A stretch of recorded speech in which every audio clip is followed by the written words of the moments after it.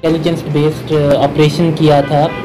Transport colony है निश्तर थाने की हदूद में। तो वहाँ पर जो है हमने एक घर के अंदर कंस्ट्रक्शन जो हाउस है वहाँ हमारी टीम जिसको हेड एसएचओ साहब कर रहे थे, उन्होंने रेड किया है और वहाँ से जो है शराब की एक बड़ी फैक्ट्री उन्होंने जो है वो डिस्कवर की और उसको जो है रेड करके बरामद किया। अस्सलाम वालेकुम नाज़रीन, आप देख रहे हैं सूरज टीवी HD। मैं आपकी होस्ट सोनिया मुनीर आपको आज की खबर से अपडेट करती चलूं।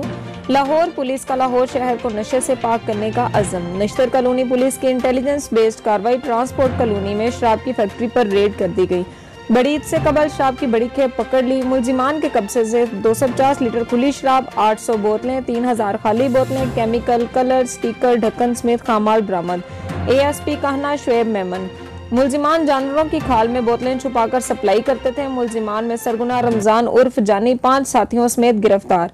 DIG ऑपरेशंस लाहौर की निश्तर कॉलोनी पुलिस को शाबाश। मुलजिमान के खिलाफ मुकदमा दर्ज करके मजीद तफ्तीश के लिए इन्वेस्टिगेशन विंग के हवाले SHO Nishtar colony inspector Abdul Wahid गुजर।